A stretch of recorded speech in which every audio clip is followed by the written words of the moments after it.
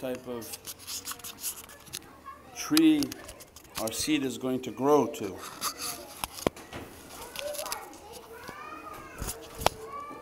Means that faith could be a one day powerful faith, tremendous faith.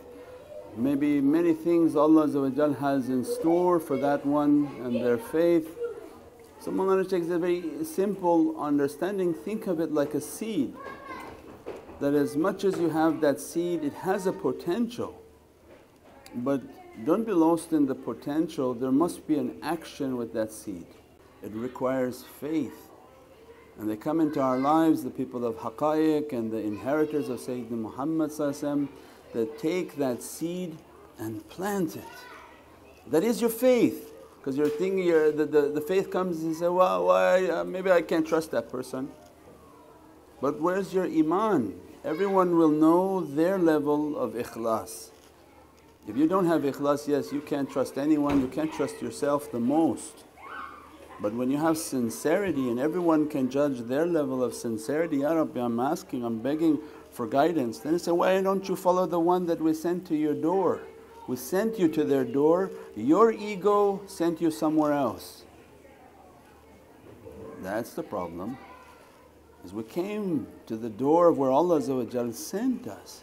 When we made the du'a, when we made the request, it takes the action at that time. Plant yourself there.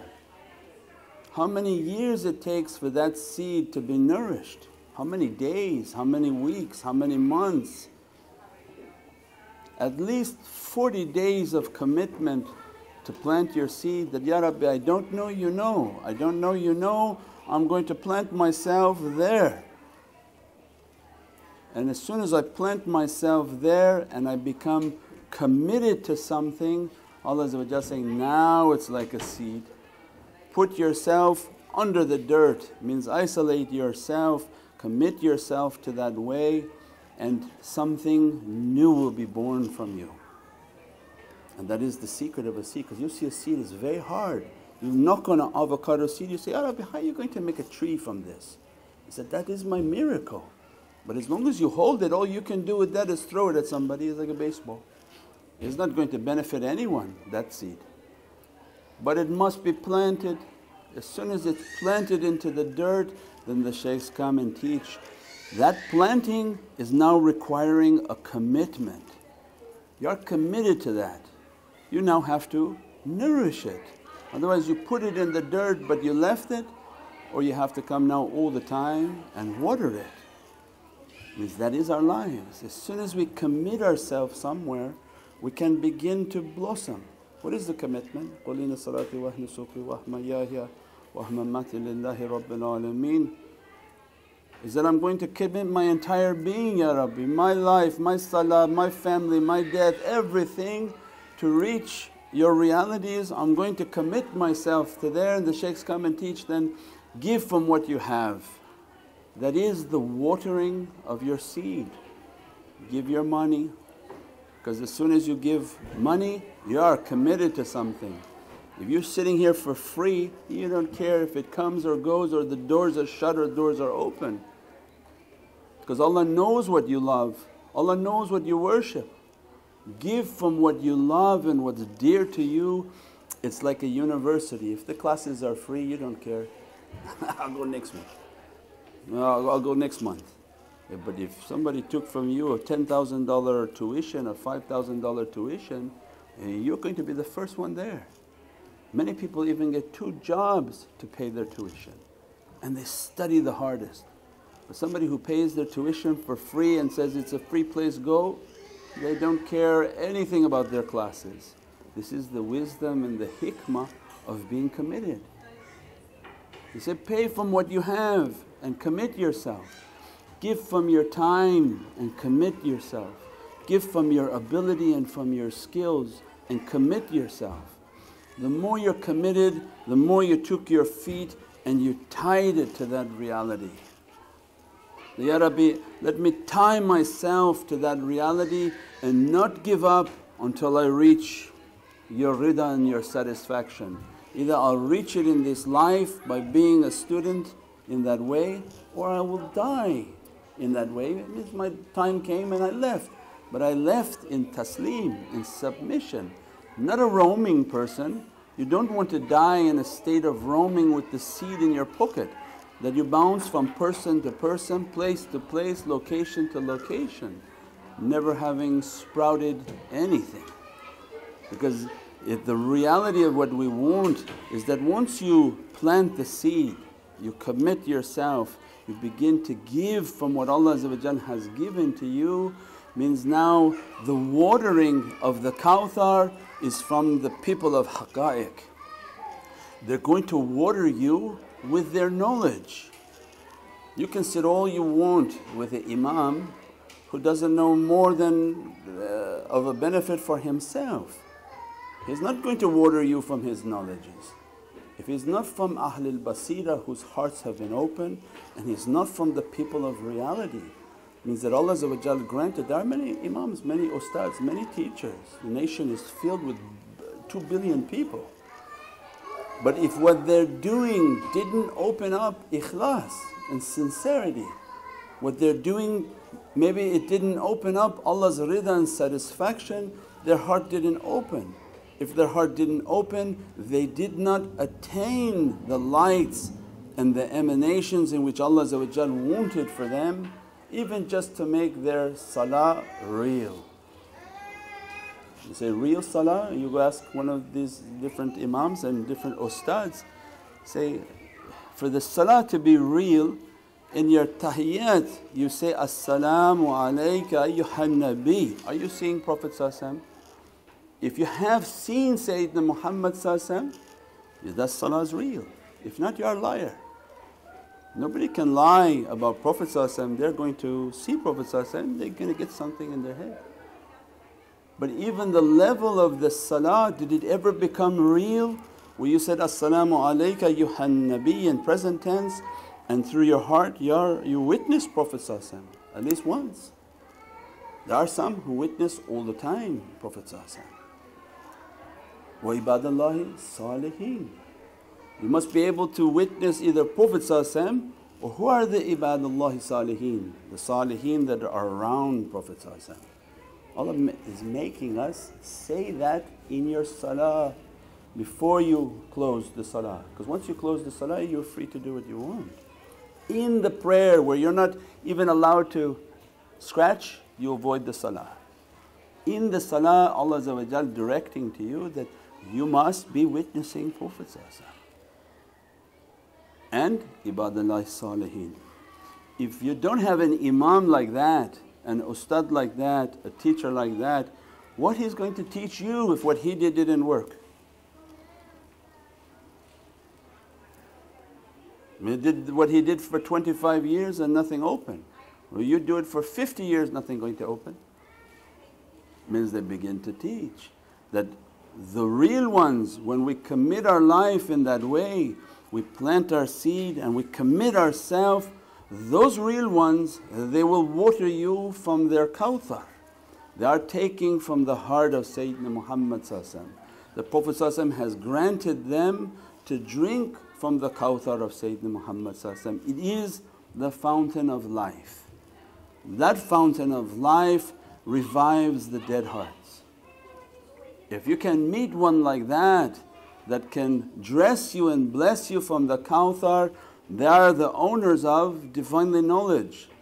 The extent of their Divinely knowledge is the extent of the nur in which Allah has dressed their soul. When we say nur, it's not the fluorescent light and it's not sunlight. These are Ibadur Rahman that Allah says in Surah Ar-Rahman, Alam al-Qur'an khalaqa al-insan. These are the souls whom which I have taught them Qur'an, then I created their being and their insan. When the time comes, those Ibadur Rahman, they will know their lights. If you meet one of these from those lights, these are awliyaullah. The extent of the light that they have, its byproduct is knowledge. If they don't have knowledge, they don't have nur. If they don't have nur, they don't have knowledge. The knowledge, the Divinely ilm laduni wa hikmati bis salihin. Means if they don't have the heavenly knowledge and the hikmah in which Allah wants that knowledge and that light to be dispensed on earth. That light, that nur is the fountains of Kawthar. Means when those souls come, they begin to teach you. When they begin to give you a bayan and a teaching, it's not for your head and they don't care for your head, they are addressing your soul. It's an energy from the soul to the soul. Where do you feel it? In your heart. You feel energized. You go home at night alive. Sayyidina Musa said, I want to meet one of these. It's okay, I'll send you to one of my servants like that. And when he went on the way to find him, what was the sign for one of these Ibadur Rahman? When he was with Yeshua, they had a dried dead fish. He was with Joshua, which was going to be his Khalifa. It's very deep, you have to sit and meditate with that. He sits with that, they're walking with a dried dead fish. Said, I want to meet one of the servants of the oceans of Hayat, Sayyidina Khidr. He's known to be one of the shaykhs of Hayat. He searched all his life for the Kawthar and he drank from that Kawthar and he never dies. These are the servants who don't die. They go to the grave but they hide themselves. They are eternal souls that Allah has dressed for them. And what was the sign of meeting that servant? Sayyidina Joshua said that I put the lunch out, the dead fish out, and I'm astonished. The fish came to life and jumped into the water. And Nabi Musa was very upset, why you didn't tell me? But another question is why Yeshua saw it but Sayyidina Musa didn't say that. Maybe he wasn't really looking for that sign. You can think you're on a path but you're really not seeing the signs Allah is showing to us. Why Nabi Musa didn't see that? Maybe he was going just to see, is there really another servant that has more knowledge than me? What happened that he didn't recognize that reality? But Sayyidina Yeshua saw it. I put the lunch out, the fish at that point of reality, it came to life and jumped into the water. Why? Because the sign of the people of Hayat were there.